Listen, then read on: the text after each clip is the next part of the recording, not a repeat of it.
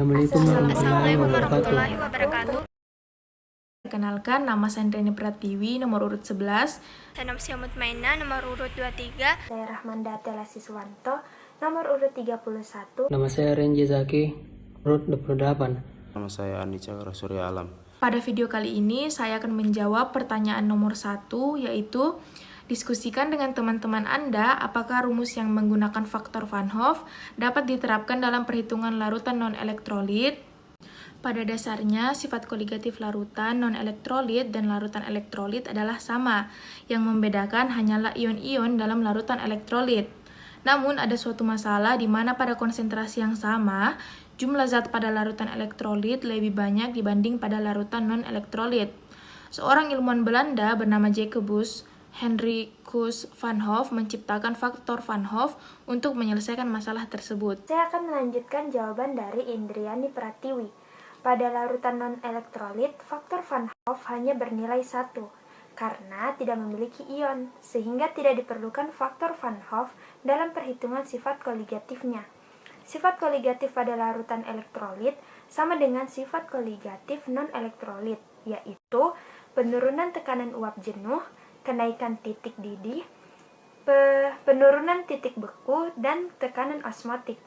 Namun, karena mengandung jumlah zat yang lebih banyak, sifat koligatifnya menjadi lebih tinggi. Menjelaskan proses osmosis pada tumbuh-tumbuhan. Jadi, osmosis adalah perpindahan air atau zat pelarut yang melalui membran yang permeabel selektif dari konsentrasi rendah ke konsentrasi tinggi. Semi permeabel adalah membran yang hanya dapat dilalui oleh zat tertentu saja, tetapi tidak dapat dilalui oleh zat lainnya. Dan salah satu zat yang dapat melalui membran semi permeabel ini adalah air. Proses osmosis pada tumbuhan terjadi secara alami dengan adanya perbedaan konsentrasi air yang ada di luar dan di dalam tumbuhan, yang menyebabkan air keluar dan masuk melalui sel epidermis atau semi permeabel. Kemudian, air tersebut diangkut oleh jaringan silam yang berfungsi mengangkut air dan nutrisi yang diserap akar ke seluruh bagian tumbuhan. Sebagai contoh, yaitu kentang yang diletakkan dalam air murni akan terus membengkak dari waktu ke waktu. Hal ini dikarenakan kentang akan dialiri oleh air melalui osmosis. Saya akan menjawab pertanyaan nomor 3, yaitu mengapa pembekuan bahan bakar dan air radiator di negara-negara yang mengalami musim dingin dapat merusak mesin. Jawabannya adalah kondensasi akibat berubahnya suhu akan menyebabkan bahan bakar dan air radiator membeku, lalu menghalangi aliran bahan bakar pada kendaraan.